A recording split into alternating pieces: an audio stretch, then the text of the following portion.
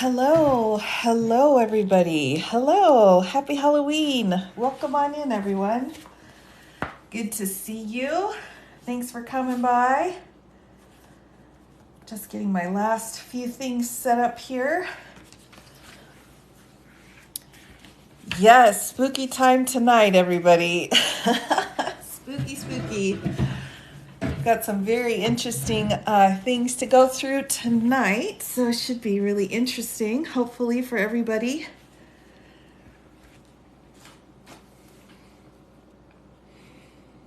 Here we go. Yes, we've got some very fun things to go through. Very interesting historical things to go through. Jump scare. I left the jump scare in the other room for tonight. I've taken just a little break. But I have another one that might jump scare you. I've got someone equivalent to that. Here, what about this one? There's a little jump scare. That guy's kind of scary. Oh my gosh. Yes. So we are going to be going through the Salem witch trial documents tonight and some of the main characters involved. Here, you got to ease yourself into it. Yes, that's very smart. Yes, I've got my Halloween nails on tonight. Yes, happy Halloween, everybody. Happy Halloween. So welcome on in. I've got court documents tonight, but they're from 1692. So, well, Goody Matthews. So this is, and I'll go through everything from the top again, but we've got the Chief Justice here, William Stoughton. He was the one that was the person really behind everything that happened in Salem. So it's his fault. So I blame a lot of what happened here on this man right here. This man was a bad man, very, very bad man. Right there. We also have another judge here who is a magistrate, Sultan Stahl. He actually recused himself because he felt so bad after the first conviction. So, Stoughton. Okay, thanks. Thank you for telling me. Yes. So it's a fascinating character. Fascinating. Oh, no.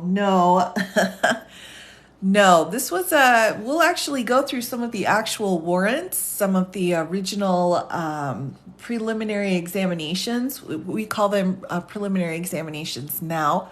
At the time, they just called them examinations. Some of the testimony. And then a few different warrants and so on. So I will be going through those documents. You can try to read them along with me. But there's just so much fascinating information about this period in our justice system or lack of justice system at the time. So very, very interesting time period, everybody. Yes, I've got some new, I've got my Halloween nails on for sure. Nope, I haven't. Nope, these are my, these are my Halloween nails for tonight. So to go through the Salem witch trial documents. Yes, this one is actually about the real witch hunts that were going on. Pretty severe miscarriage of justice, to say the least, of course. So, yes. So happy Halloween, everybody. Happy Halloween. I thought it would be appropriate to go through these documents. One of the best ways that we have to figure out what actually happened in Salem is because they kept such good documents of the court hearings and the testimony that was going on and various other things. So, really, in favor of, oh dear, okay, goodness. So, well, there was a lot going on at the time, Now, here, I'll get you started by just showing you the area that we're talking about in Salem, Massachusetts here. before I actually get into the full documents. But this is the area. We put it into, oh yes, absolutely, especially because they were some of the original pilgrims. So they were English, Scottish, Irish, and were coming over just a couple hundred years after Columbus did. So they were second generation, I think. Most of them all Puritans. So, oh, absolutely. Welcome, welcome. So this is a map here showing the area. We have Salem Village. It was split into a couple of different sections, but for our purposes, there were over 200 people who were charged. 20 were executed or died. 19 were hanged specifically. But they came from 4 quadrants. So here's quadrant 1, quadrant 2, quadrant 3, and then quadrant 4 here, all in this same area. So by the end, it was about a year, a little bit more than a year. By the end of everything, when everything was finished, about 10% of their population had actually been jailed. So to give you an idea of what the numbers were like at the time. It's almost weird to think it wasn't. Oh, yes, very true, very true. So, no, we had 4 different quadrants. It kind of started in a couple of spots in the center, but then it spread out from there. So, I will be taking you through, again, specifically the law and the documents that were filed as historical documents and explaining the language and explaining a little bit about that. Now, Mike, what's so interesting is that it didn't matter. The original 3 women who were accused were very, very low on the socioeconomic scale. But after the original 3 women, it didn't matter. There were some very wealthy people along with some very impoverished people and everybody in between. So the entire spectrum was covered here, although it did initially start with 3 very impoverished women. So I will go ahead and dive right in, everybody. Now, I hope you will bear with me because I will be reading the language out, and it is, Puritan language. So we may get some of the words incorrect, but I will do my best as we go through this. So, oh my goodness. I do want to start with probably one of the most famous pieces, which is a petition here. And I will again try to make sure that I'm getting everything zoned in so you can see it properly here. But we'll start here with this petition. 1690. Oh, you missed one. Oh, I love that. Oh, that's fantastic. That's fantastic. All right, so I will focus here on the document, but I will be reading off of a printed out copy because, of course, it would be very difficult for me to actually read through the words here. So, all right, this is Mary Eastie's petition. She was one of the last ones who were, yes, I had to kind of take the information off here and put it into a format that I could read easily off. This one is a difficult one to read. The other ones are much easier. I thought we'd start with the hardest and move on from there. But there were 4 batches of executions, and so she was in one of the last batches. So this is what she wrote in her petition right before her death. So we'll get you started here, but it says, "To the honorable judge and bench now sitting in judicature in Salem, and the reverend ministers humbly shruth, and whereas your humble poor petitioner, being condemned to die, both humbly beg of you to take into your jurisdiction and pious consideration that your poor and humble petitioner, knowing my own innocence, blessed by the Lord for it, and seeing plainly the wiles and subtleties of my accusers by myself, cannot but judge charitably of others that are going the same way with myself, if the Lord step not mightily in. I was confined a whole month on the same account that I am now condemned for, and then cleared by the afflicted persons. As some of your honors know, and in 2 days' time was cried out upon by them, and have been confronted and am now condemned to die. The Lord above knows my innocence then, and likewise doth now, as at the great day will be known to man and angels. This is really the key piece to her petition that's very moving at this point. So she knows she's about to be executed. I petition to your honors not for my own life, for I know I must die, and my appointed time is set. But the Lord, he knows it is, if it be possible that no more innocent blood be shed, which undoubtedly cannot be avoided in the way and course you go in. I question not, but your honors do to the utmost of your powers in the discovery and detecting of witchcraft and witches, and would not be guilty of innocent blood for the world. But my own innocence, I know you are in the wrong way. The Lord in his infinite mercy direct you in this great work, if it be his blessed will that innocent blood be not shed. So this is kind of going to get us started here. This is Mary Eastie's petition, one of the last ones who was executed. And she was saying to the judges, you guys, you're screwing this up. You're making a mess. Stop killing innocent people.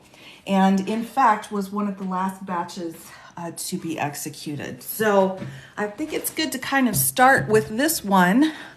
But let me kind of walk you through some of the law that was involved in this case. So the first thing that I think is really important to note is the actual law that was used at the time. All right. Yes, the next ones, maybe not this very next one, but there are some that are much, much easier to read. So the first thing I have here, this is what's called a bill against conjurations, witchcraft, and the dealing with evil and wicked spirits. You might be able to kind of make that out there at the top.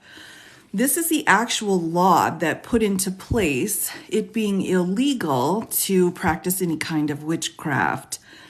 So, is witchcraft still illegal? It is not, actually. It is not. Now, there's an interesting history that goes along with this law, because there was a book originally written back in Germany a few hundred years before this situation occurred in the 1600s in Salem, and it had to do with how to find witches and how they were basically minions of the devil and that they were making bad things happen in the world.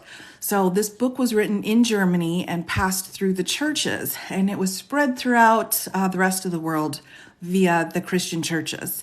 So when it came over to the new country here, the book came along with it, along with the rules that England had regarding the witch huntings as well.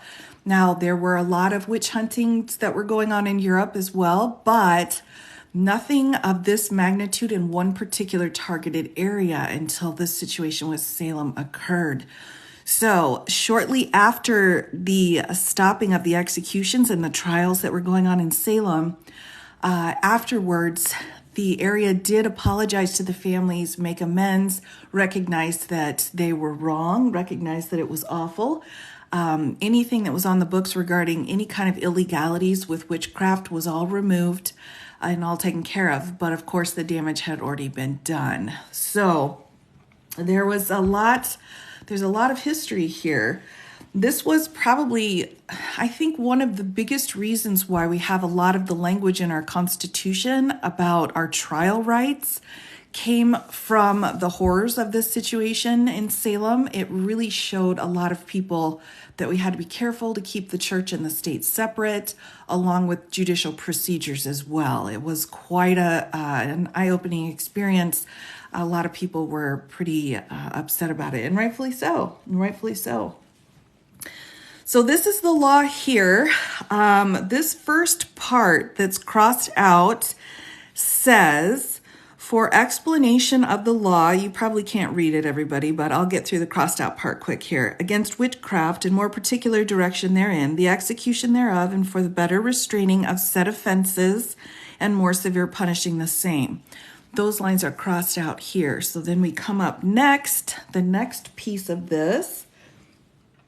Yes. Oh, the redheads. Yes, indeed. We have to watch out for the redheads. Protect all redheads, everybody. All right, so this is the law. Be it enacted by the governor's council. Again, you should be able to make out these words at the same time here. And representatives in general court shall use in authority of the state. Sorry, everybody. In authority of the same.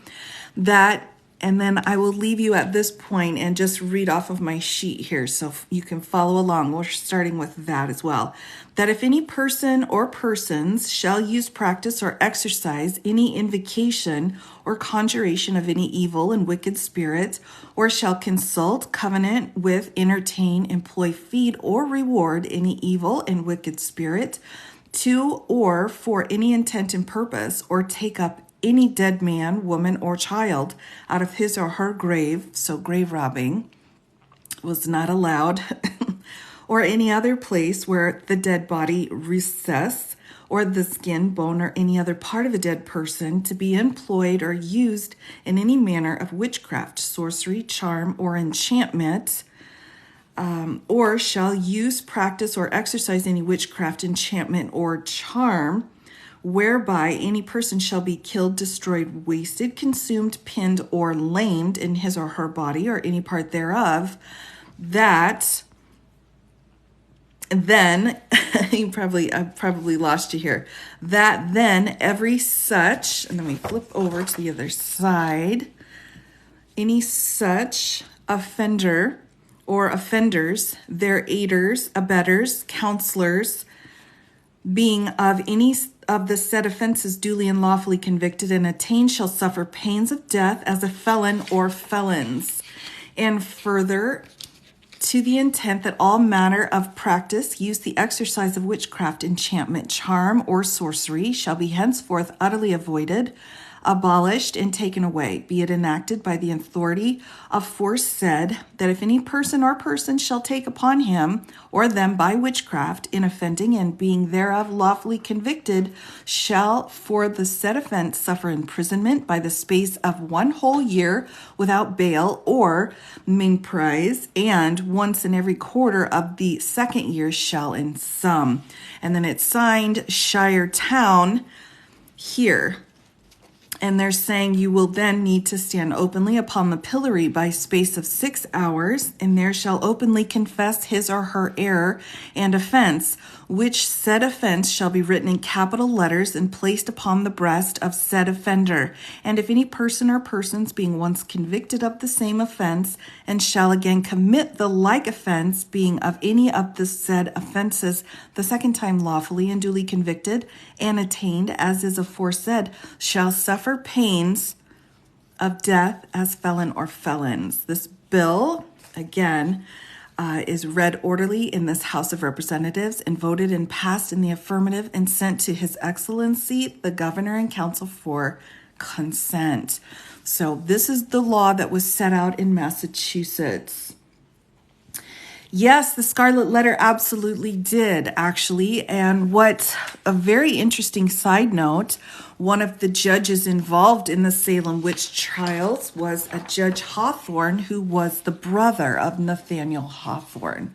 So lots of connections going on there. So this is the law that was involved here. So there are some interesting things going on when they started putting these trials together. There was some problems basically with the evidence. The evidence that was permitted was really the issue. Is this law still in effect? No, it's not. It has been. It was repealed, but not only that, the Constitution basically cut any prior laws out because this law was written prior to the Constitution. It's the same with the Mayflower Compact, which I'll be going over around Thanksgiving. So any of our laws that were written in the 16 and 1700s, prior to the Constitution, all have been voided because of the Constitution when it came into place. Yes, very interesting question, though. There were some similar laws that were actually on the books that allowed for some of the Red Scare with the McCarthyism that happened with the communism questions. It wasn't a religion question, but it was another persecution issue. So even the laws that were kind of lingering on the books had to be tightened up after that. So very interesting time. This then, again, this was the Bill of Attainder, one of the legal documents that set the law out. Next, I want to show you, again, they call their things something a little bit different. So this next document here, again, there were 19 total that were tried, convicted, and executed. One was pressed to death because he refused to enter a plea, and I'll kind of get into his story here in a little bit. He refused to say if he was a witch or he wasn't a witch. He refused to say guilty or not guilty because he wanted his children to have his inheritance. And so they pressed him to death over 3 days. He did not say either way. And so he was able to keep his inheritance for his children. But a total of 25 people died. 19 were specifically executed. So this is called a mitimus. And this is specifically for George Jacob Sr., William Hobbs, Edward Bishop, Bridget Bishop. Now, Bridget Bishop was the first one executed, and the first out of the first set, too. Sarah Wilds, Mary Black, Mary English, Alice Parker, and Ann Puditer. So a mitimus is essentially an order to the sheriff saying you need to get these people into prison. So that's what the mitimus is here. Let me, again, read this out. It looks like it's pretty clear actually on my screen. So, yes, exactly. From people fleeing religious persecution. I know, it's very odd. So let me read the language in this one. It says, you are in their Majesty's name, her to take into your care and safe custody of George, of Salem, a husbandman of Salem, a firm's husbandman, Hobbs of husbandmen, a bishop of Salem village. I am going to skip through a couple of the titles. They label people as a husband or a wife. Bishop alias Oliver, the wife of Edward, and Salem Sawyer, Sarah Wild, John Wild, Mary, and then a couple of words here that are inappropriate that I'm not going to say again, but let me just show you here where we're at. Here's where I'm at here. Mary English, and then the next few words here. Lieutenant Nathaniel Putnam of Salem Village, Alice Parker, and John Parker. Hopefully you can kind of pull these names out again. Here's Salem Seaman and Ann Puditer. Again, here's Puditer of Salem, widow, who all and every one of them, again, I think you can probably see it by now, stand charged on behalf of their majesties with sundry acts of witchcraft, lately done or committed by them on the bodies of Mary Walcott Abigail Williams, Marcy Lewis Ann Putnam, Eliza Hubbard, and Susanna Sheldon. So if you remember, here are the names listed here. If you remember a little bit of your history here, these are all the young girls. They were 11 and 9 and 8. So these 4 girls were the ones that had been shown to be afflicted. And so they're claiming this warrant needs to go out then for these young children who had claimed that these people had committed witchcraft. So, and others of Salem village and farms whereby great hurt hath been done them, whom you are well to secure a said gaol, which is, they're trying to take them to the gaol. So that means the hanging is what they would call the gaols there, until they shall thence delivered by an order of law. And here too, here's the gaol word right here. Until they shall be thence delivered by an order by law, and hereof you are not to fail, dated Salem, May the 12th of 1692, signed by John Hawthorne. Now, again, this is Nathaniel Hawthorne's brother. So he signed this particular mitimus, which was essentially like a warrant to pull them in to jail because these young girls had claimed that they had been afflicted. Yes, exactly, Selena. You got it. You got it. So that is what a minimus looks like as an example there. There's just so much history involved. So what are they doing that make them think they're witches? Right. So great point. I've got a little picture here. Let me see. Let me pull out the right picture. So this is a classic picture. Again, no copyright issues, just in case. This is a historical photograph of a painting. So what had happened, this is an example of one of the trials. We had these young girls, and they were the daughter and niece of the local minister, so the local preacher. And this particular local preacher had been in the area, and he was one that liked to severely punish anybody that had even the smallest infraction of any of the laws. So these young girls were in his household. They were having fits, so they were like convulsing and screaming. One of the girls tried to walk into the fire. Another girl was just shrieking and wouldn't stop shrieking. So they were having these kinds of, literally, they called them afflictions. They called in the local doctor. I mean, again, I use that term doctor very loosely. And he said there was no physical reason for it to happen. He said that they had been afflicted with witchcraft. That's what happened. So these girls... Yes, exactly. So these girls then were asked what's going on. What ultimately happened was they pointed their finger to two very low-class women who were in their village, along with the slave that was owned by their father, the preacher.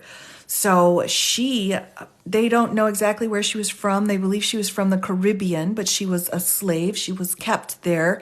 And we don't know if she had told stories of her time in a different country or what had happened. But the girls pointed at these three women, claimed they were witches. So the slave, the one who was owned, said, yes, I am a witch, actually. And that's really what triggered everything else that happened. So let me show you here.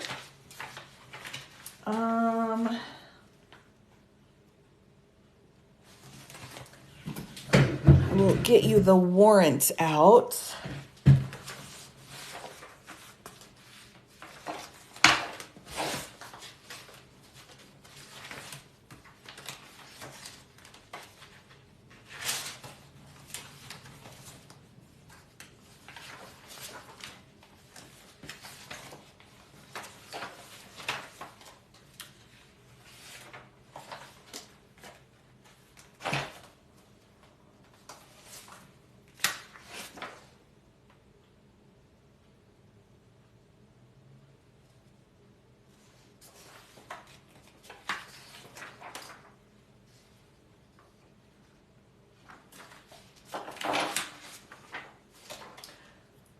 Here it is.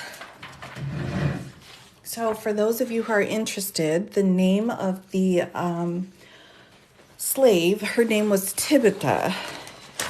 I'm not going to be pronouncing it correctly. Tidupa.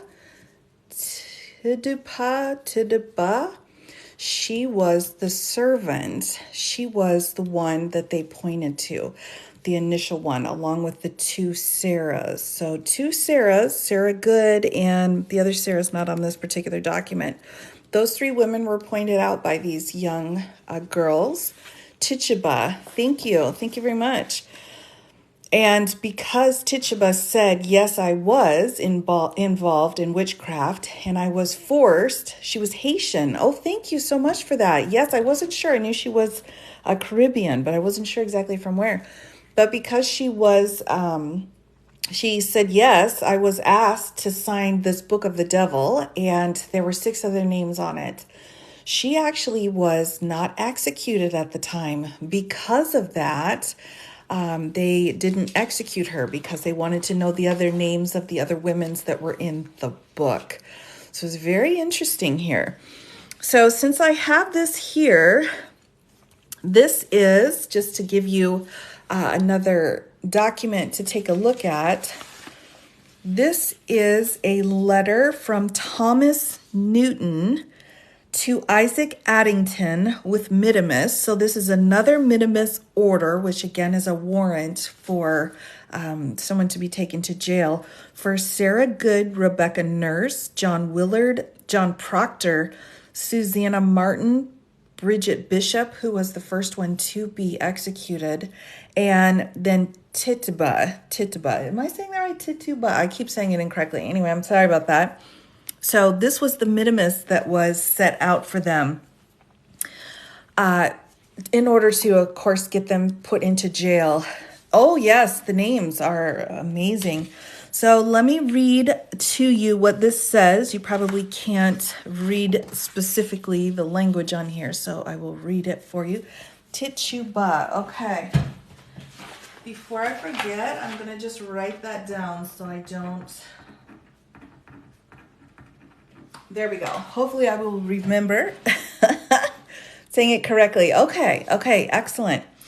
All right, so we're starting up here. All right, so you can kind of follow along. And it's starting with, I have herewith sent you the names of the persons that are desired to be transmitted hither by habeas corpus, and have presumed to send you a copy thereof, being more, as I presumed, accustomed to the practice than yourself, and beg pardon if I have infringed upon you therein. I fear we shall not this week try all that we have sent for, meaning they're not going to be able to have all of the trials at the same time. There were just so many people that were accused, they had to hold multiple trials repeatedly. So, by the reason that the trials will be tedious and the afflicted persons cannot readily give their testimonies, meaning the children, being struck dumb and senseless for a season at the name of the accused. So whenever the accused were brought into court, the young girls would, fall on the floor and have a fit. I have been all day this at the village with the gentlemen of the council at the exaction of persons where I have beheld most strange things, scarce credible, but to the spectators and too tedious here to relate.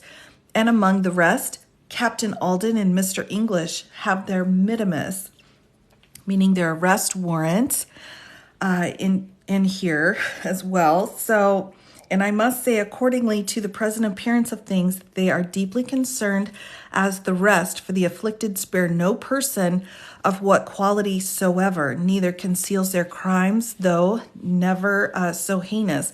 We pray that Tituba, an Indian, and Mrs. Thatcher's maid may be transferred as evidences by desires they may not come amongst the prisoners, but rather by themselves with the records in the Court of Assistance, 1679, against Bridget Oliver, and the records relating to the first persons committed left Mr. Webb's hands by the order of the council. I pray pardon that I cannot now further enlarge, and with my cordial service only add that I am sorry, your most humble servant. So this is sorry right here. So again, this is the last words I was saying in here. Cannot now further enlarge, or with my cordial. And then signed down here, your most humble servant, though Newton. So what he's setting out here is he's saying we need more time in order to do the trials. So that's pretty significant. I think something that is really important to note with these things as well, with what was going on, was the kind of evidence that was allowed. So this was a very unique situation because the judge here, the Chief Justice, and the judges for this set of courts, so this Mr. Stoughton there, They called this particular court the Court of Oye Interminer, and they allowed for something called spectral evidence. Spectral evidence meant that if the girls claimed that there was a spectral or a ghost of one of the accused witches poking them or pinching them or sticking them with needles, even though nobody else could see it, they referred to that as spectral evidence, and they allowed it in. And they said that it was reliable. So because the judge allowed spectral evidence in as opposed to like legitimate evidence, that's how all of these convictions came to be. One of the biggest issues that happened that stopped all of these trials eventually was that someone came in and said that evidence is not reliable. This spectral, literally called spectral evidence. This was a crossover between the religious courts and the actual regular courts. And by allowing that evidence in of these spectral visions, it was allowing the finding of guilt over and over and over again. Also note that the jurors who were deciding on guilt were family members of the girls who were accusing the women of witchcraft. So that's who was involved in the jury. So we've got spectral fits and sightings used as legitimate evidence, along with jurors being made up of the girls' families. So yes, they literally were saying, hi, there's a ghost right now poking me. And in fact, one of the most famous executions was Miss Nurse, and she was a very devout Christian woman in her 80s and had said, I have no idea what you're going on about. And I will go through some of their direct testimony here in a moment. And one of the girls fell down on the floor and started screaming that the accused woman was pinching her. And so they went forward, and she was eventually executed because of that. Rebecca Nurse, exactly. Yes. So, I mean, a lot of things were going on here, and this is where you have a situation where a judge completely destroyed the lives and the justice system here. Was it always nobility leveraging charges? No, it wasn't nobility at all, actually. What these 4 girls that were the initiators pulled in other girls in the village, and it didn't matter if they were well-known, well-respected, or if they were more impoverished. It was a mixed bag, but they were from the preacher. They were the preacher's kids to start with and niece. So he wasn't even an outstanding member of the community. They had been replacing the preacher multiple times. In fact, one of the preachers who left because the town wasn't paying him later was accused of witchcraft and was actually executed. So the most recent preacher, it was his kids that started having these fits, these kinds of convulsions. It sounds like a land grab from the court. Oh, absolutely, Ava, absolutely. So what many people say, and what the biggest and most proper theory has been, is that this is, again, a map of Salem. And in each of these quadrants, again, I've got 1, 2, 3, 4 quadrants. They set out who was accused, all right? So this is the first quadrant. So in the first quadrant, we had 45 people accused. In the second quadrant, we had another batch. So this was the second quadrant. The third quadrant, again, had another batch, which was even bigger. And then it goes all the way into the fourth quadrant. And the reason why is because all of these people were fighting each other for land. They all were at each other's throats for land. And some of the most controversial people who were executed were in land disputes with the people who were making the accusations. Barely get out of bed. Yes, so many. Oh, I know. Yes. So that land disputes, absolutely. That's comes into the crux of it here. Now, the last piece, again, of this letter of Thomas Newton has a very interesting piece down here. This is some of the legal language involving the different people that were accused. So I will go ahead and read this because I think it's interesting to see how they put their legal language in. William and Mary, that's where we're starting right here. William and Mary, by the grace of God, hopefully you can follow along here, of England, Scotland, France, and Ireland, King and Queen, defense of the faith, to our sheriff of our county of Suffolk, greeting. We command you that the bodies of Sarah Good, wife of William Good in Salem Farms, Rebecca Francis of Salem Village, John Willard, John Proctor, Elizabeth, Susanna, Bridget, and the rest of their names here, they just refer to Tituba as an Indian in our prison under your custody, as it is said, detained together with the day and cause of the taking and detaining of the suspected Sarah. And you have before our justices our court of Oyer Intermeter. So this is where we get the name for the court that they are prosecuting everybody up, the Oyer Intermeter Court, to be held at Salem on Thursday on the 2nd day of June, next for the county of Essex to do and receive what the same our justices then and there shall thereof consider and in their behalf, and have you then and there this writ witness, Esquires, on the 31st day of May. So this kind of language in here just sets out the name of the court that they're starting to use, the Oyer Intermeter, along with the dates that these trials are starting to go forward. Oh, the judge is very suspicious. Oh, yes, very, very suspicious indeed. So we had a couple of different ways then that they started to ask them for information. One was called a preliminary examination. Now, preliminary examination, they started questioning these different women. There were certain ways that they determined, based off of this original book written in Germany, to determine whether or not you were associated with the devil.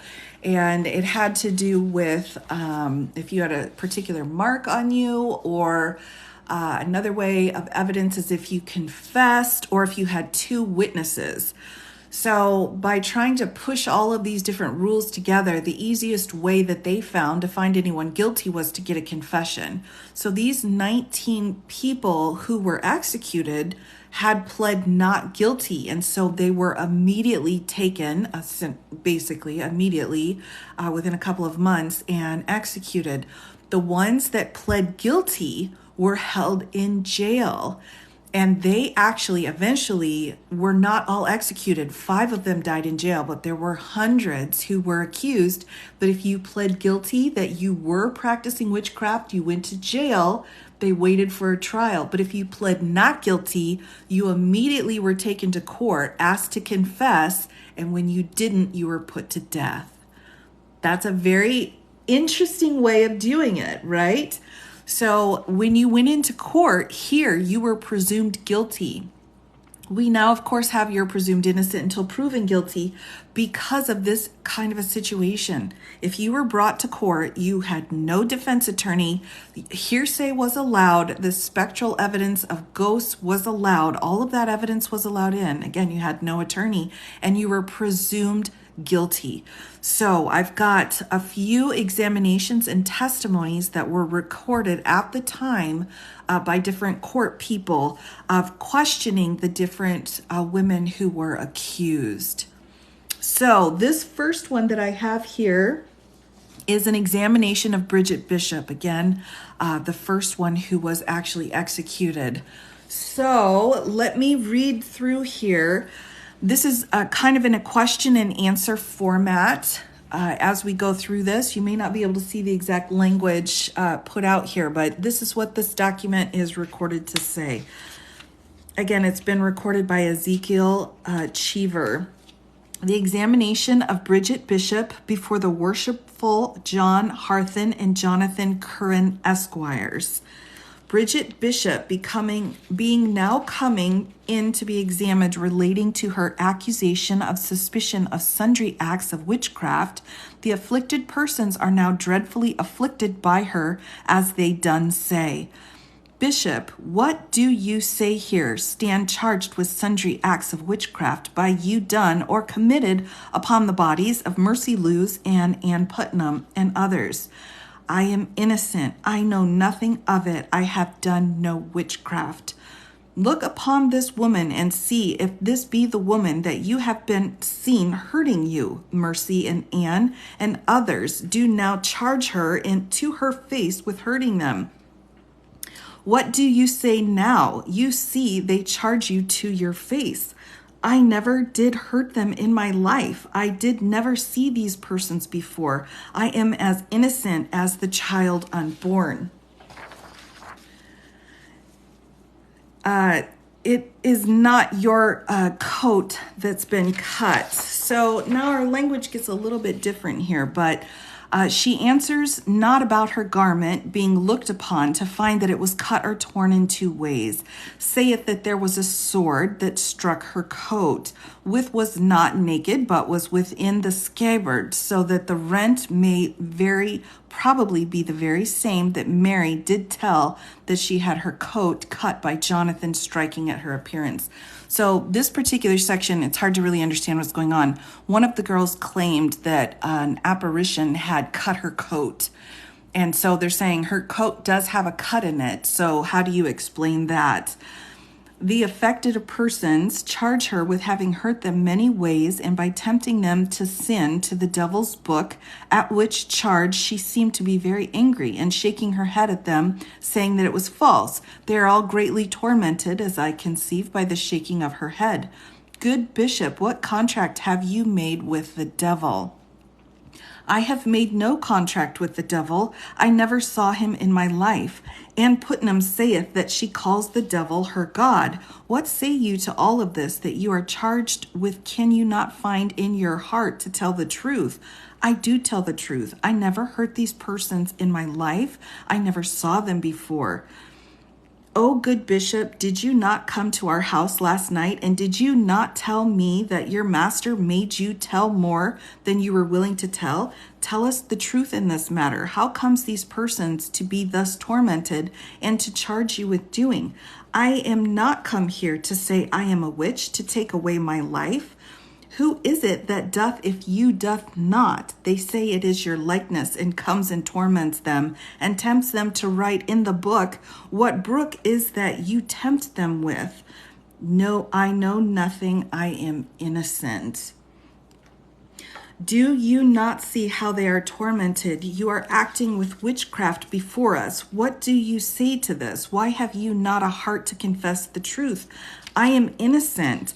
I know nothing of it. I am no witch. I know not of what a witch is. Have you not given consent that some evil spirit should doth this in your likeness? No, I am innocent of being a witch. I know no man, woman, or child here. How came you to my bedchamber one morning, then asked me whither I had any curtains to sell? She is by some of the afflicted persons charged with murder. What do you say to these murders you are charged with? I am innocent. I know nothing about it. Now she lifts up her eyes, and they are greatly tormented. What do you say to these things here, horrible acts of witchcraft? I know nothing of it. I do not know whether be any witches or not. No, have you not heard that some have confessed? No, I did not. 2 men told her to her face that they had told her she's taken a plain lie, and now she's going away. They're dreadfully afflicted. 5 afflicted persons do charge this woman to be the very woman that hurt them. This is a true account of what I have taken down. This is at the very end here of what I have taken down at her examination. According to the best understanding and observation, I have also in her examination taken notice that all of her actions, the great influence upon afflicted persons, and have been tortured by her. Ezekiel. So this is an actual testimony given by Miss Bishop regarding whether or not she was involved in this. And these children, again, had claimed that she had come to them as an apparition. Oh my gosh, yes, absolutely defeated. I mean, it's awful. And it's an actual court of law, again, that is saying this. That is allowing for this kind of evidence.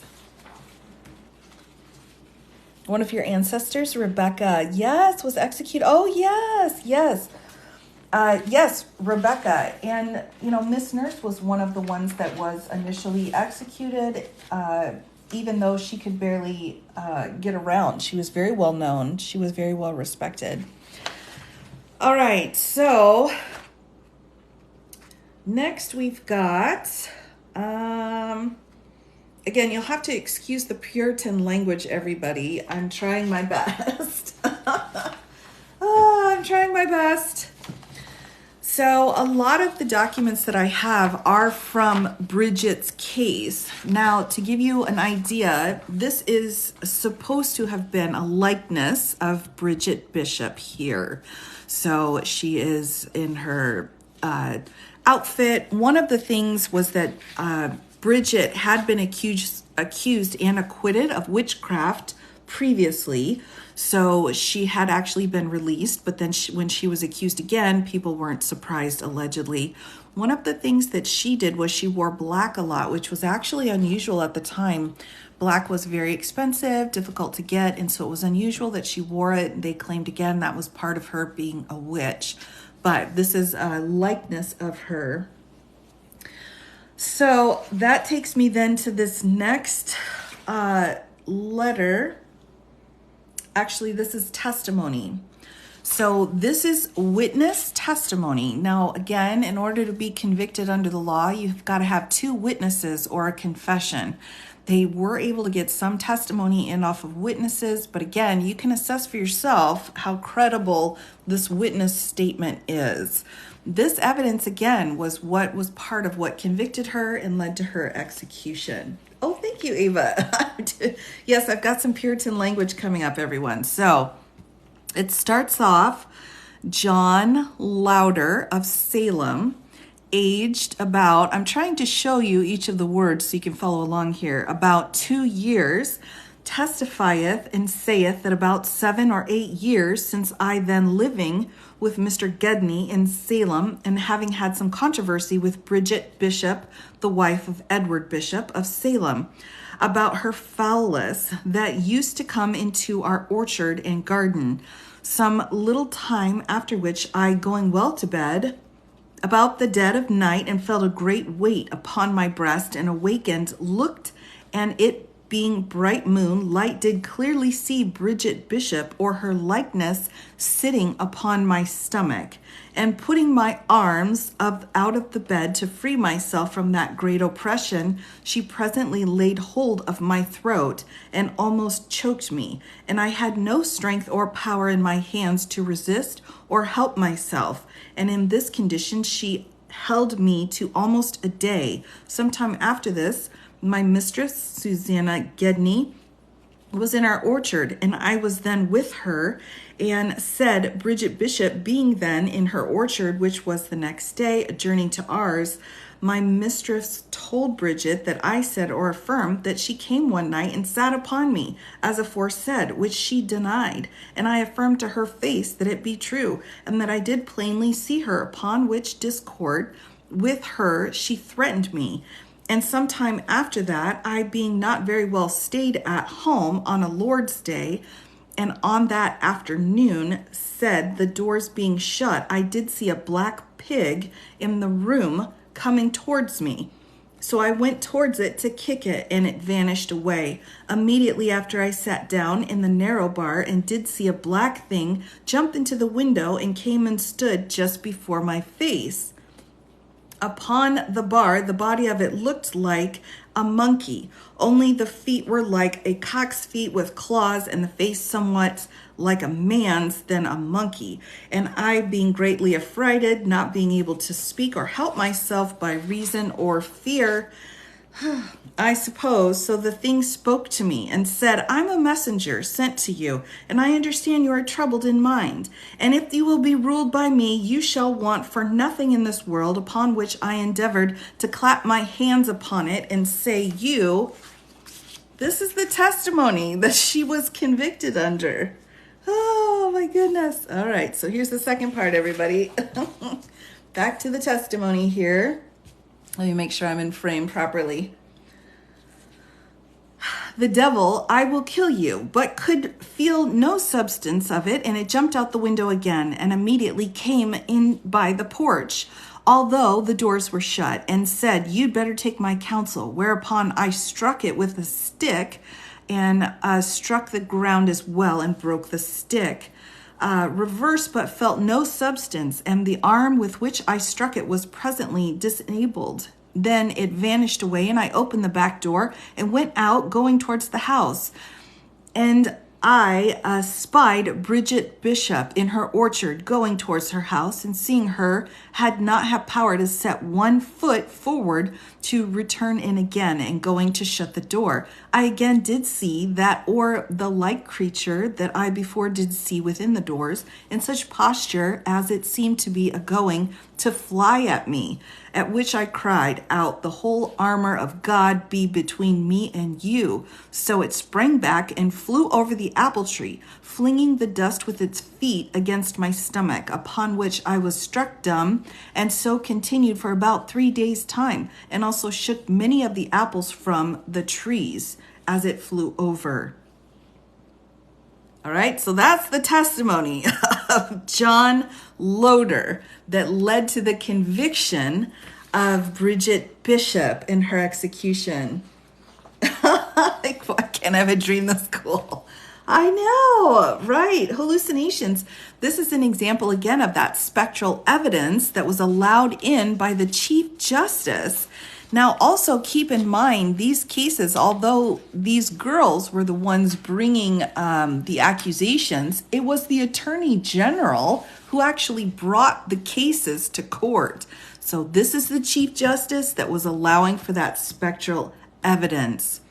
I believe him. Well, perhaps, but even if you do believe him, I mean, it's not necessarily even illegal for there to be a spirit about. That's kind of the point too. It was like, so what if there's a spirit? That doesn't necessarily mean then that someone needs to be executed. Another question, will Trump be free on appeal from any of these cases? Oh, I don't know. I don't know at this point. It's a good question. It's an excellent question. All right, so that was more testimony there, which I thought was a very interesting. Let me show you here a deposition that I have as well. Oh, thank you so much. Thank you so much. So next I've got a deposition here. So we've got another written statement or written record of some statements that were made here as well. So let me bump this. Okay. Oh, I know it's it's very emotional. This is a very emotional situation. One of the reasons why I've actually done several presentations on the Salem witch trials is because it's such an amazing example of why we needed to have that language of the Sixth Amendment put into place. So the right to counsel, the right to call witnesses, the right to put on your own defense, the right to face your accusers, all of those things were in the Sixth Amendment because of situations like this, where we had a crossover between religion and justice, and we needed those rights to be secured. All right, so here's this next piece here. This is a deposition of Abigail Hobbs, Deliverance Hobbs, and Mary Warren versus, so this is their statement versus Mr. Burroughs, Miss Good, Osborne, Bishop, Giles Corey, Miss Nurse, so Rebecca Nurse, Elizabeth Proctor, Alice Parker, Ann Prudenter, Abigail Soames, John Proctor, and Lydia Dustin. So here's another statement that was put into place. Abigail Hobbs, so we're going to start at the very beginning. So this right here, you can see says Abigail Hobbs. So I'm starting right there.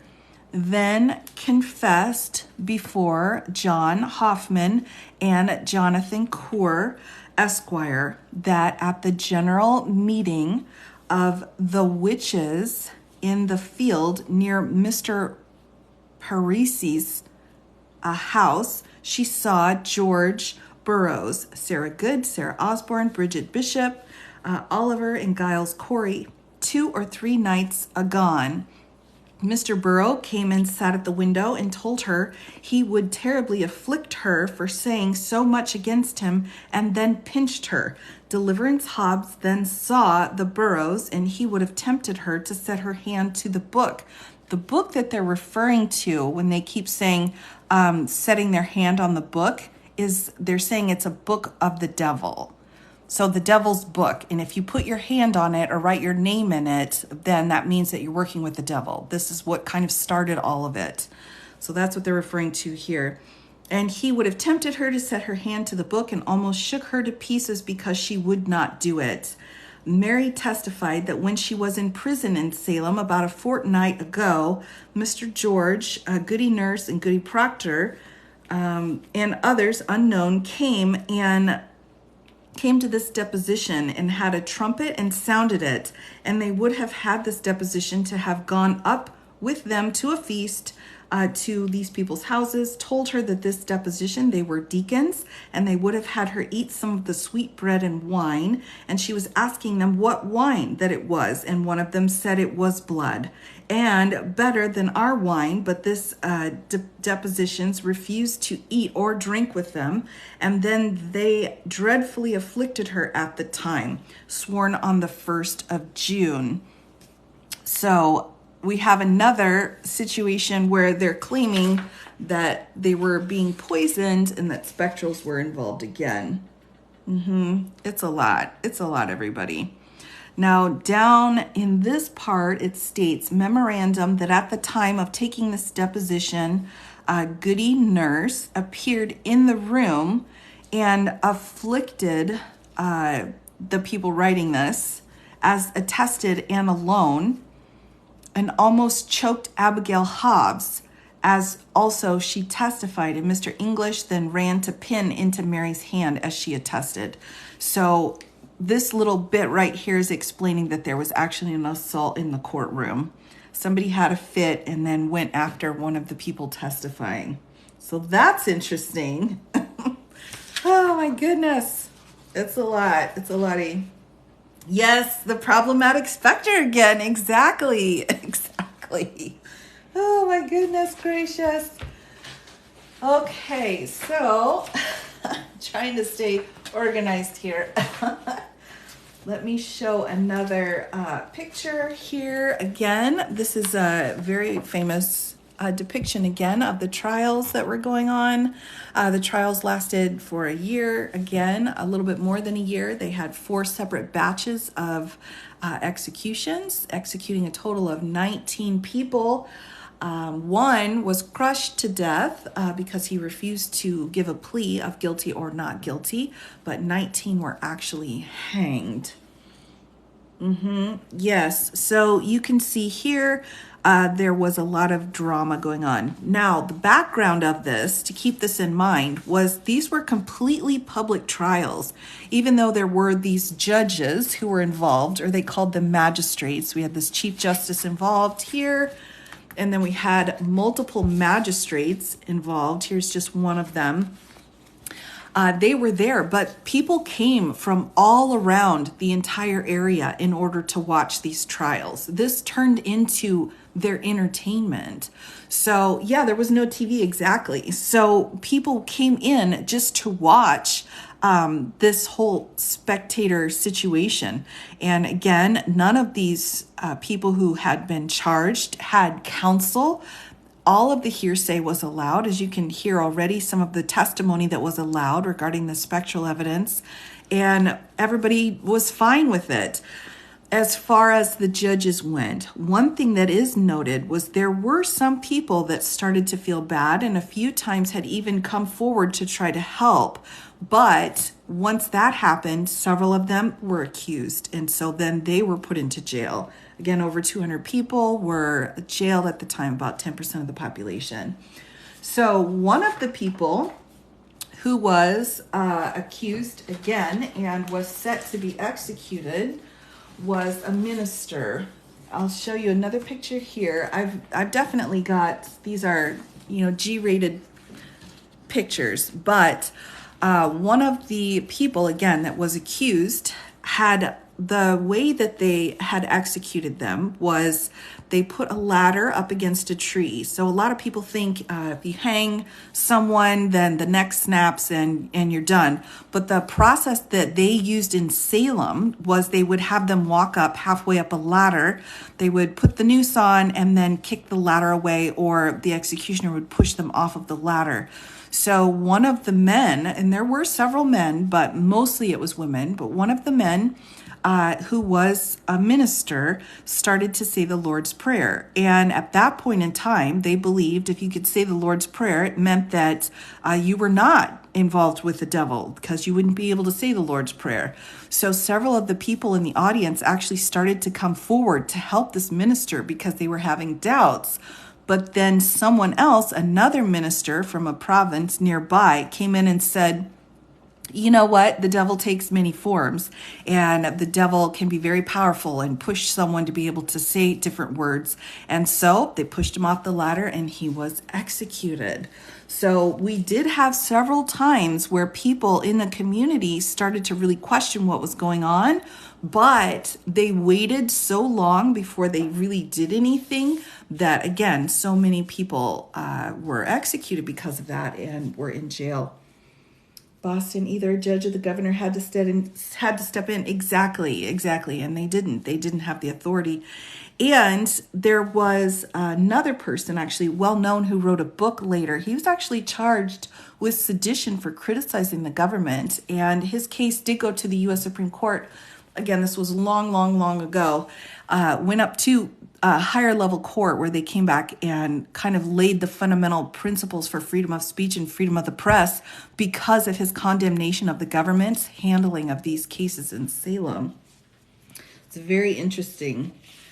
Yes, it's very interesting. Only when the governor's wife was charged. Exactly. You're exactly right. She was on the list of the accused, and then things stopped after that. Interesting, isn't it? All right, so I've got, let's see, we'll do another one here. I have the examination of Mary Warren.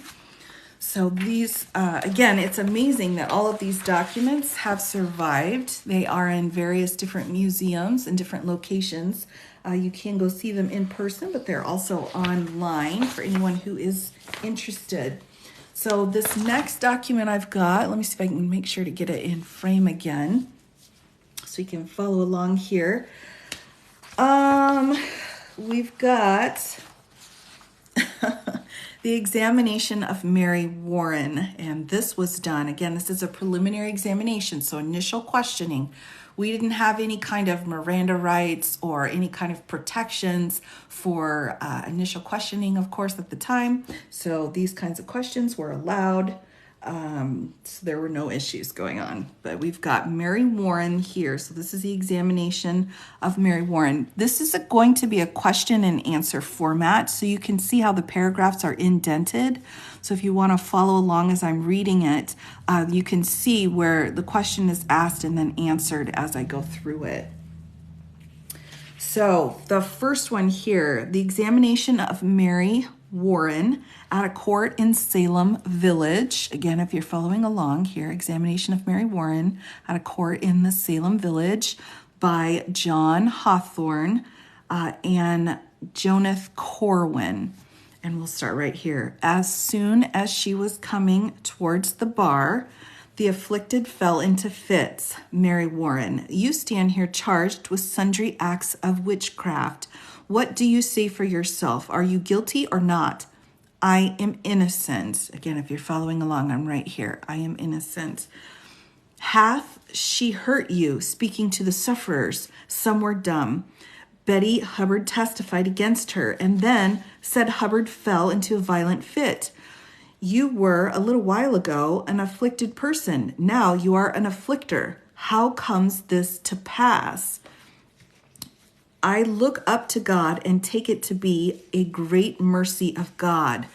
So here, what was going on with Mary was she had come in and said, wait a minute, I had initially accused other people because one of the conditions of a confession, so if you say, if you said, yes, I am a witch, you had to implicate two other people in the area. So you had to give two names, and then you could be just put in jail, put on trial, and maybe not even die.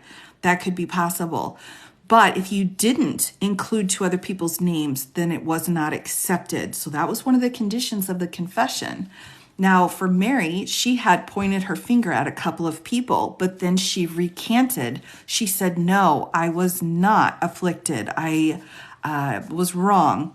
After she did that, two other girls came in and said now that she was one of the witches. So that's where this testimony is coming from. Here, so they're saying you were an afflicted, but now you're an afflictor. I look up to God and take it to be a great mercy of God. What do you take it to be a great mercy to afflict others? Betsy Hubbard testifying that a little after this, Mary was well. She said that Mary said that the afflicted persons did but dissemble. Now they were all but John Indian grievously afflicted. Mrs. Pope also, who was not afflicted, before hitherto this day, and after a few moments, John Indian fell into a violent fit also. All right, so again, if for those of you who are following along here we go. Well, here was just now that was a tormentor in her apparition, and she owns that she had made a league with the devil. Now Mary Warren fell into a fit, and some of the afflicted cried out that she was going to confess. But Goody Corey and Proctor and his wife came in their apparition and struck her down and said she could tell nothing. Again, there's this idea that the specters can come in and that evidence is allowable. Mary Warren continued a good space in a fit, that she did neither see nor hear nor speak. Afterwards she started up and said, I will speak, and cried out, oh, I am sorry for it, I am sorry for it, and wringed her hands, and fell a little while into a fit again, and then came to speak, but immediately her teeth were set, and then she fell into a violent fit and cried out, O Lord, help me, O Lord, save me. This is awesome. How'd you get your hands on it? These are all documents that are available online. And, I have done some seminars on the Salem witch trials in the past. And so the amount of documents that continue to be put available from different museums is just amazing now that everything is all digital. I'm very thankful for it because it's fascinating. You can really go down a rabbit hole. So different documents are from different museums in different places, but all available online. So probably the easiest way is if you put in the search term, I put in, Salem Witch Trial Court documents, and it'll pull up about a dozen different websites, and you kind of can pick through those websites for which documents you're looking for. So it's kind of a amalgamation of multiple different websites, but it depends on what you are wanting. So it's very interesting. Have I been to Salem? I have not. It's on my list. It's definitely on my list. All right, so here we go. Let me just make sure. I'm reading off of another piece of paper here that makes it a little bit easier to read, but I am trying to find where I'm at. So I can show you here where we're at. Here we go. All right, here we go. So B fell into a violent fit again. All right, so I'm right here for everyone who's following along. After a little recovery, she cried, I will tell, they brought me to it, and then fell into a fit again, which fits continuing, she ordered to be had out, and the next to be brought in. Sometime afterwards, she was called in again, but immediately taken with fits for a while. Have you signed the devil's book? No. Have you not touched it? No. Then she fell into fits again and was sent forth for air. After considerable space of time, she was brought in again, but could not give an account of things by reason of fits and so forth, and sent forth. again, you can see where she's saying no here, no here. And then again was set forth again. So just to let you know where I'm at here. As a side note too, I'll pause right here. As a side note, there was a huge theory that came out in the 70s, in the late 1970s, that there had been some spoilage of some wheat or some rye of the bread that was used in the area. That's one of the most common known theories. And so, of course, this mold or mildew had kind of an LSD effect on the wheat and could have affected the children, which could have affected them having these kinds of fits. But as a side note, I would say, yes. I would say if you look actually to the scientific journal, now I didn't print it out because I didn't understand everything. But if you look 2 months later after that article came out in the 70s with this theory of the molded wheat, it was set aside by 2 other scientists saying the amount that would have had to have been consumed would have been impossible. So although an interesting theory, not actually practical if you were to actually imply it. Yes, exactly, Tay, you got it. Yes.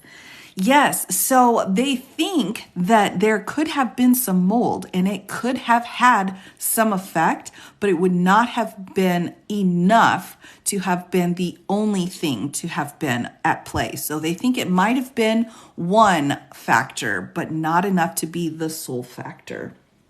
The science didn't support it. Exactly, Kristen. Exactly. All right. So here we go. Let me get back. Here we go. So I'm starting right here, everybody. Avoid Satan. All right. Avoid Satan for the name of God. Avoid. And then fell into fits again and cried, will ye? I will prevent ye in the name of God. Tell us, how far have you yielded?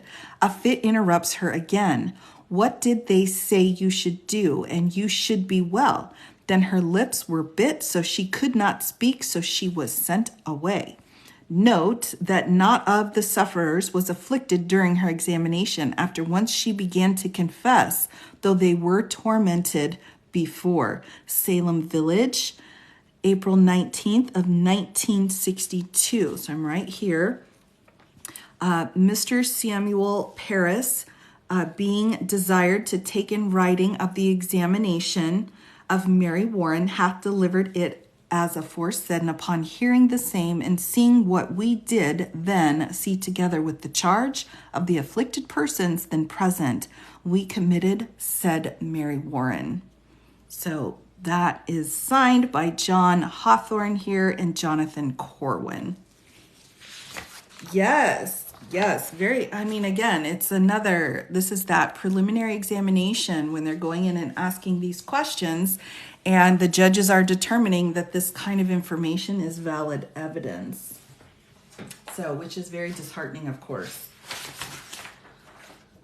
All right, so next we had an examination there, but next I've got a warrant. So let's take a look at what a warrant looked like. Let me pull this back up a little bit.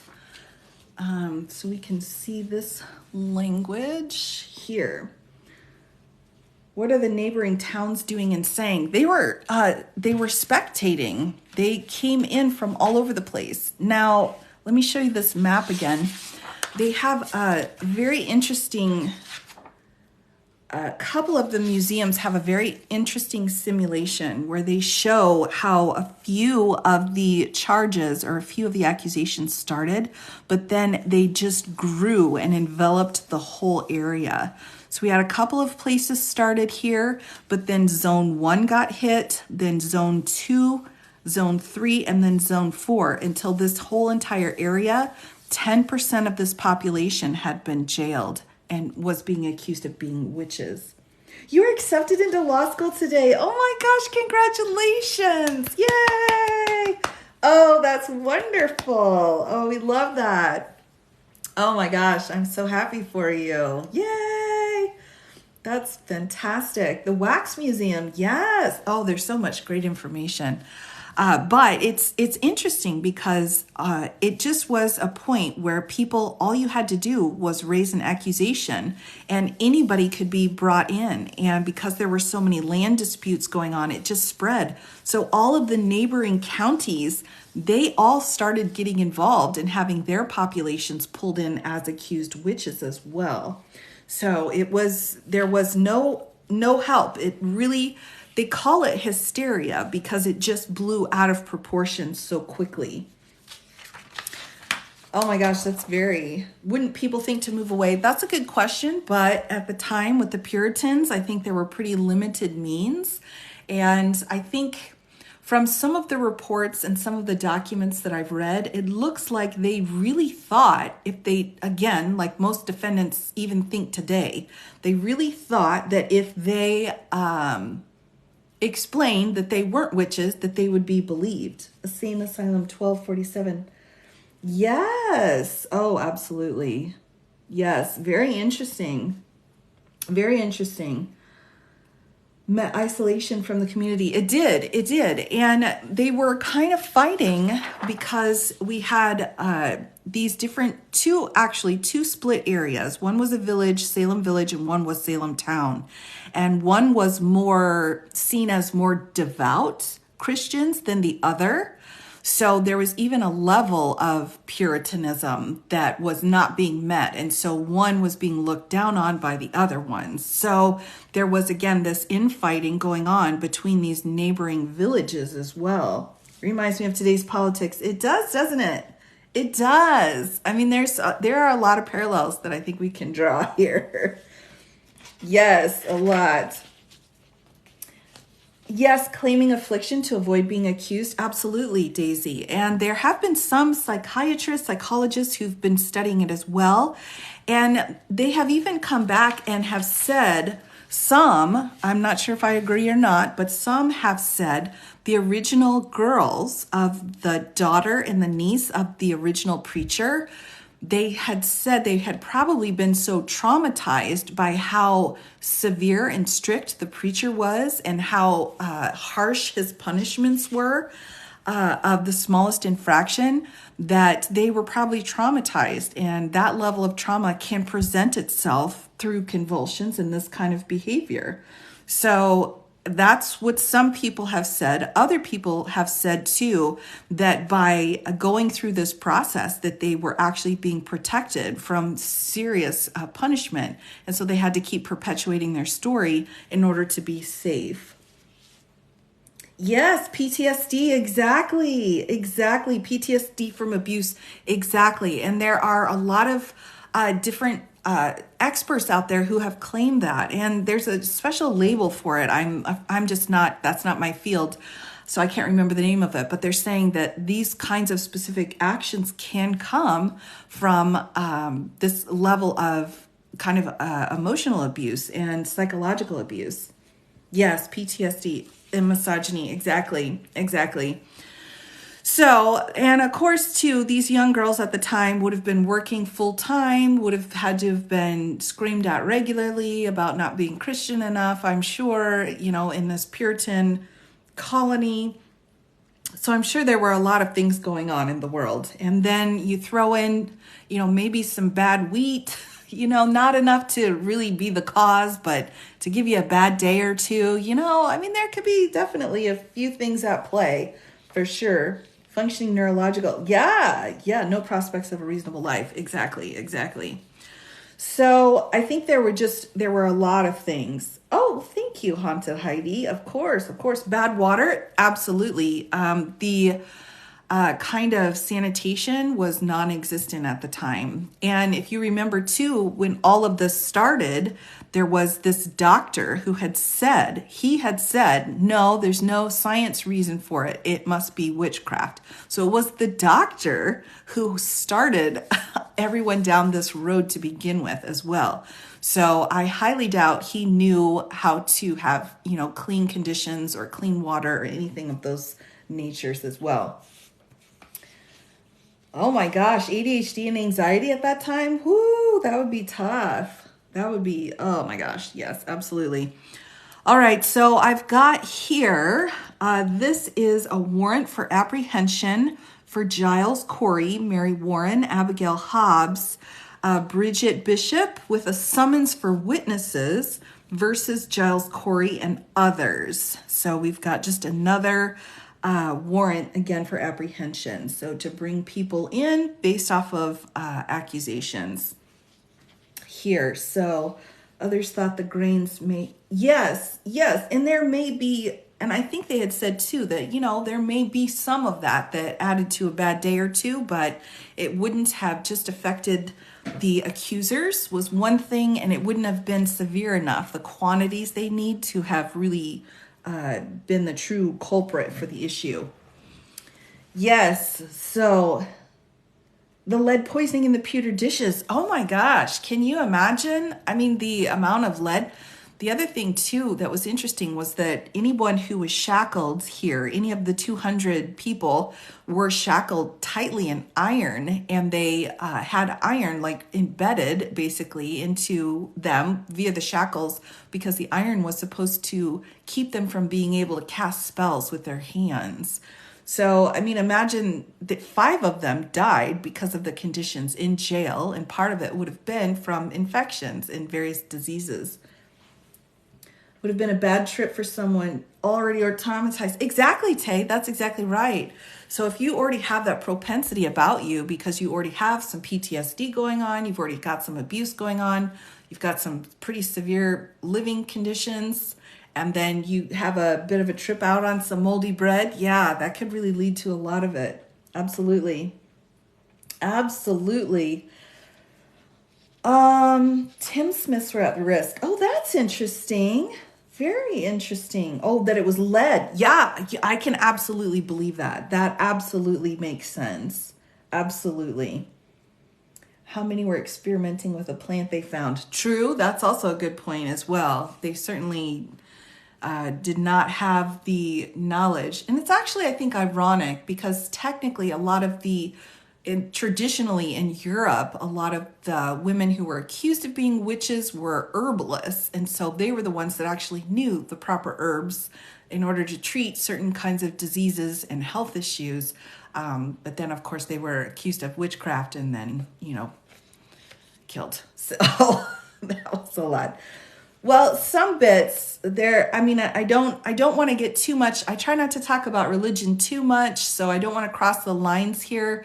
But I mean, there is some paganism questions involved, but also, this Puritan issue as well. So there's a lot of things there. What is everyone talking about? Well, I'm talking about a specific law. So that's why I'm talking about it. We're talking about a law. Here's the law right here. Just to remind everybody, right here, it says no witchcraft. This is the law. All right, so here we go. There being a complaint this day made before Ezekiel Cheevers and John Putnam, both of Salem village, and behalf of their majesties for themselves and also for their neighbors, against Giles, Mary, both Salem farmers, and Abigail, the daughter of William of the town of Topsfield, and Bridget, the wife of Edward of Salem, for high suspicion of sundry acts of witchcraft done or committed by them upon the bodies of Anne, Macy, and Abigail, and Mary, and Elizabeth of Salem village, whereby great hurt and damage hath been done to the bodies of said persons above named, therefore craved justice. So we have here claimed justice. Again, just showing you where it is on this document. Next, you are therefore in their majesties' names hereby required to apprehend and bring before us Giles, Mary of Salem, Abigail, the daughter of William of the town of Topsfield, Bridget, the wife of Edward of Salem, tomorrow at 8 o'clock in the forenoon at the house of Lieutenant Nathaniel Ingersolls in Salem village, in order to their examination relating to the premises above, and hereof you are not to fail. Dated Salem, April 18th of 1692. So this examination, just so you know, was the one that I had gone through earlier tonight. So going through her questioning and her claiming her innocence. Also, she was executed June 10th. So this would have been 2 months before her execution as well. So we flip over to the back side here, and it says, you are likewise required to summons Margaret, Lydia, Elizabeth, and Elizabeth, Jonathan, and Hepzibah, and John, all and every one of them to appear before us at the above times and place to give witness evidence that they know relating to the above or like cases, depending on April 18th of 1692. So here we go. April 18th, 1692. I have taken the within named persons and brought them to the house of Lieutenant Nathaniel Ingersoll according to the tenor of the warrant. So this is what that warrant looks like here. Again, just another example of what that was looking like. Yep. Okay, so I have a few more documents here again to go over. I think I've got just a couple more pieces of evidence I wanted to show you, and then I will show you the indictments so we can kind of compare and contrast our indictments here. But first, let me show you a couple more pieces of evidence here. I use that term evidence very loosely. So this one is a testimony of Elizabeth Hubbard versus Bridget Bishop again. And it starts here. Mary Waring brought the book. This is the Devil's Book, all right? So again, if you're involved with the Devil's Books. Oh, did you just see my sleeves? Yes, I got my Halloween sleeves on. To Elizabeth Hubbard, and would have had her set her hand to the book, which she brought unto her, and she said, I won't. If you set your hand to the book, you shall be well, for I did so, and I am well. And I told her I would not then. She told me I should never be well. And then I told her I would not, if I am never well, or you wicked witch, Mary Waring, why will you do so? So, hashtag hearsay, all right? This is all hearsay. This is not allowable in court. None of this should be allowable. Did she write this herself? It seems like it. I think she did because she signed it here. Now, whilst I was writing these lines, oh, there we go. Look at that. They came in Mary Waring and another woman with her, which woman Mary Waring, Shap said was Goody Oliver. So again, just so that you can kind of keep pace here with where I'm at. And that woman came in herself. And then she signed it down here. So again, this is just another piece of evidence. This testimony of this Elizabeth Hubbard, who claimed that there was a book that someone was asking for her to write her name in and saying that she would be well again. So, you know, there's that evidence as a basis for an execution. I don't know. It seems thin. It seems thin to me, but I'm also very frustrated by this whole process. I think these trials are absolutely horrendous. A million things we'll never know. Absolutely. All right, I've got another deposition here. The Trump lawyers thinking affidavits were evidence. Oh my gosh. Oh, yes, exactly. Very good point. Excellent point. The Devil's Bible. Yes, you got it. Excellent. All right, so this is a really short one, June 2nd. Again, this was 8 days before Bridget was executed. The deposition of Susanna Sheldon versus Bridget. And this says, let's see, the deposition of Susanna Sheldon, aged about 18 years, who testifies and saith that on this second day of June, 1692, I saw the apparition. All right, apparition. So she saw the ghost of Bridget Bishop and immediately appeared to little children and said that they were Thomas Green's two twins, and told Bridget Bishop to her face that she had murdered them in setting them into fits whereof they died. All right, so she was an apparition. She murdered two children, murdered them, and then they died. Yikes! Yikes! So that was the deposition of Susanna Sheldon here. All right, now that's a lot. That's a lot, everybody. It's a lot. It really is a lot.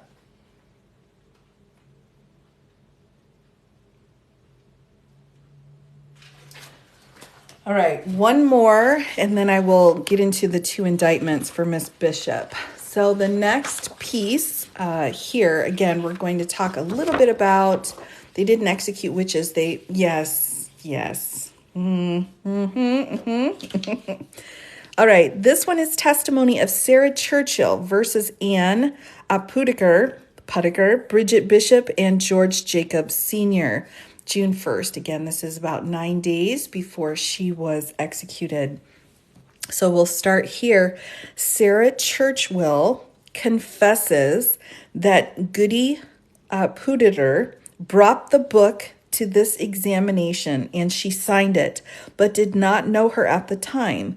But when she saw her, she knew her to be the same, and that Goody Bishop, also Oliver, appeared to this examination and told her that she had killed John Trask's child, whose child died about that time, and said also Bishop Oliver afflicted her, and also did old George Jacobs. And before that time, this examinations being afflicted could not be done her service as formerly, and as her said Master Jacobs called her bitch witch and ill names, and then afflicted her as before above, and that Pudiker brought 3 images like Mercy and Eliza, and they brought her thorns, and she struck them in the images, and told her that persons whose likeness they were would be afflicted.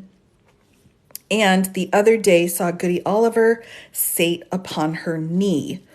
So again, here's afflicted and then sate upon her knee here. And then it's signed down here by Tho Newton. So this confession was taken.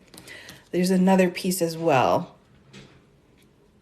on here. Again, it's not convincing evidence, but it was allowable again. So then let me take you then to the indictments, everybody. This will be our big piece here to see how they were indicted again in this situation. Just one second. I want to pull out this picture again, one more. So let's keep in mind, this is all the work here of this Chief Justice. If it had not been for him allowing for this kind of evidence to come in and this kind of trial to be done, this would not have happened. So we'll just keep that in mind.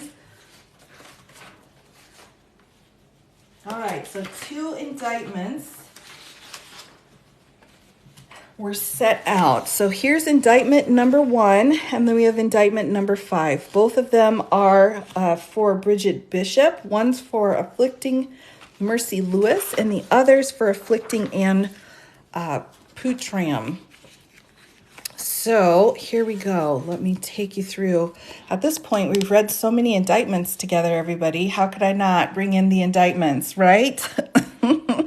So this again is the indictment for Bridget Bishop for afflicting Mercy Lewis. And it states, this one's a little bit harder. You may not be able to read it with me here, but at the very top, this says, Anno regni regis e reginam. That's terrible Latin, everybody. I apologize. I'm not even going to say the rest of the Latin words. I won't force you to listen to that. So we're starting here, and this again is the indictment. The juror for our sovereign lord and lady, the king and queen, presents that Bridget Bishop, Oliver the wife, also known as the wife of Oliver of Edward, Bishop of Salem, in the county of Essex, Sawyer, on the 19th day of April in the 4th year of the reign of our sovereign Lord and Lady, William and Mary, by the grace of God of England, Scotland, France, and Ireland, King and England, defenders of the faith, and divers and other days and times, a well before as after, certain detestable arts called witchcrafts and sorceries. So again, if you're following along here, let me see if I can pull up where we are here. Witchcrafts and sorceries. Okay.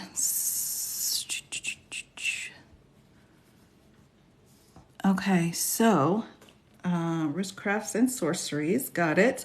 Wickedly and feloniously hath used, practiced, and exercised, here's exercised right here, at and within the township, so here's township of Salem in the county of Essex, aforesaid, and upon and against one Mercy Lewis of the Salem village in the county aforesaid, single woman, by which said wicked arts that said Mercy said on the 19th day of April in the 4th year above, and divers other days and times as well before as after, was and is hurt, tortured, afflicted, pinned, consumed, wasted, and tormented against the peace of our said sovereign Lord and Lady, the King and Queen, and against the form of the statute in the case made and provided.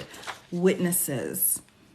So this is signed here by the ones putting forward the indictment.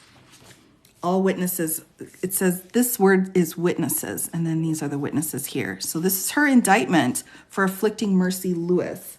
Appreciate how knowledgeable. Oh, thank you. Oh, I try. I thought it would just be interesting, to go through some historical documents. I mean, we've got an interesting indictment. So this was her first indictment. Now we've got the 5th indictment as well that I'll take you through.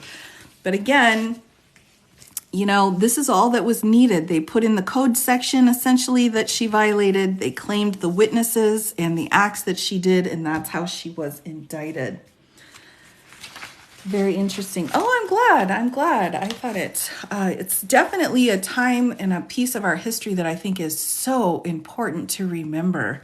Just so important. We just cannot ever do this again. It's just not good. This isn't the good stuff. Don't do this, people. All right, indictment number 5 of Bridget Bishop for afflicting Ann Putnam. So, yes. Oh, I know. To actually be able to see the documents themselves is definitely very eye-opening. All right, so here's the last one, indictment number 5. Up here, again, this is Latin. I won't torture you with that, but it's starting right here. At the very top, it's starting with Essex over here, and then the first word is the juror, for. So just to give you an idea, if you wanted to read along, the juror for our sovereign Lord and Lady, the King and Queen, present that Bridget Bishop, alias, or also known as Oliver, the wife of Edward, Bishop of Salem, in the county of Essex, Sawyer, on the 19th day of April, in the 4th year of the reign of our sovereign Lord and Lady William and Mary, by the grace of God of England, Scotland, France, and Ireland, King and Queen, defender of the faith, and divers other days and times as well before as after, certain detestable arts called witchcrafts and sorceries, wickedly and feloniously hath used, practiced, and exercised at and within the township of Salem, aforesaid, in upon agreement one, Ann Putnam of Salem village, in the county aforesaid, single woman, by which said wicked arts, the said Ann Putnam saith, the 19th day of April, in the 4th year above said, and divers other days and times as well before as after, was and is hurt, tortured, afflicted, pinned, consumed, wasted, and tormented against the peace of our said sovereign Lord and Lady, the King and Queen, and against the form of the statute in the case made and provided. So you can see here it says in the statute made and provided as well. And then witnesses are signed here and down here. So that is the second indictment. So, of course, Miss Bridget Bishop was the first to be executed in this situation. So I've got just a couple of more pictures here.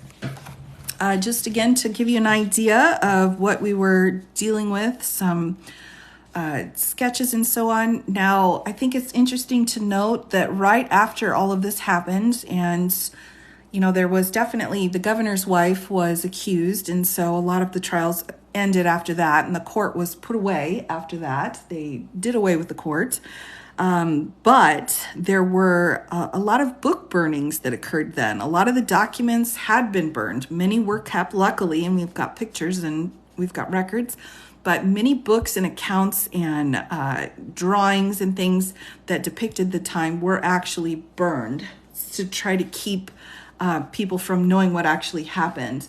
So some of the information I've read have said that there was such an overwhelming guilt and grief associated with this entire situation that people couldn't bear to look at it. One of the other things that's well known in the area too is that the place where the 19 were executed was actually incorrect in the location because they had wanted to. Again, they just were so embarrassed about it and the information wasn't good. So it wasn't until I think 2017 where they actually found the legitimate site of where the executions took place. 2017, and they did build a memorial there. So another very interesting piece of history there. And then here is another picture again where we have the Puritan here. Now, one of the other things that was well known, the preacher, right? That we all started with this preacher. The preacher and his daughter that was having fits. And then there was a niece that was having fits. And there was another very well-known, well-to-do man as well who was accused. And his daughter was accused, a young woman. He's very well known for beating her to almost to death multiple times to try to get her to stop having these fits, and it didn't work. So that's another piece of it. So this is kind of depicting this idea that there were lots of beatings going on to try to get people to come back into line, but it just wasn't occurring. So lots of issues going on there. Epilepsy could be. So that's probably where I will go ahead and stop for tonight, everybody, with those indictments again. And just to remind everyone, this is really one of the most illustrative examples of how our court system can absolutely mess up an entire situation. And we had multiple things here. We had a doctor claiming witchcraft. We had a judge allowing spectral evidence. We had forced confessions. So one of the things that, of course, that we have out of the Miranda versus Arizona case is the judges have said historically you cannot get a confession out of someone and have it be reliable. And of course, we can trace it all the way back to this. So this was one of the most important legal historical moments in American history, for sure. It's amazing and sad. Oh, yes, of course. Well, thanks for coming by, everybody, and hanging out with me. I think it's just a really interesting topic. I hoped that people learned something about it, and will go and look further into it yourself. And you can see, again, the actual documents themselves.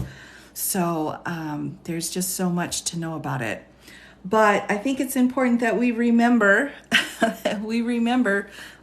these kinds of things that have happened. So I do have a few other treats that I've planned for in the future when it comes to some historical documents. I do, of course, have the Magna Carta as well as the Mayflower Compact, and I will be going through those once November comes, which is tomorrow, but I will probably in the future go through some of those things too. So I just find it absolutely important to remember our history and remember kind of where we got a lot of our standards from, why things happen the way they did. So thank you, everybody, for coming and hanging out with me tonight. Dred Scott, yes.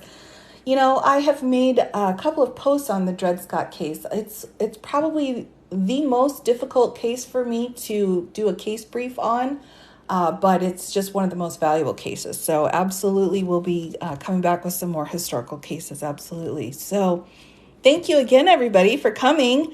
Thanks for hanging out. Yes, I'm glad that we had a bit of a break in the turbulent sea that is our judicial system right now. So I was able to come and give some more information. Now, as far as updates in the real world go, we do have quite a few things going on, including Don Jr. is supposed to be testifying tomorrow in New York. So that's going to be a big deal. Our third day of the Colorado case is going on as well. We've got multiple things going on in Georgia too. So we've got a lot of fun stuff that we can catch up on tomorrow. So the quiet before the storm, perfectly put, exactly. I will be back again, everybody, tomorrow at 7 o'clock Central. I may hop on for a little bit to hang out and watch the hearing. We'll see if I've got time. So if I do have time, I will be hopping back on to watch the Colorado hearing. If Georgia's televised, I will definitely be up on that. So typically Georgia comes on about 9 o'clock Central time. So other than that, I will be back in the evening tomorrow at 7 o'clock Central, everybody. So I wish you the best of night. Have a wonderful, amazing rest of your Halloween, everyone. Yes, this will definitely be up on YouTube. I've been able to kind of get everything back into line again. So I should be able to have a post up on YouTube every day now. So I'll have this one up and running as soon as I can. Have a great night, everybody. Bring your oh yes, for the bologna sandwiches. I know. For sure. Take care, everybody. And again, thank you so much for coming. I appreciate your time. Have a great night. We'll see you tomorrow. Bye.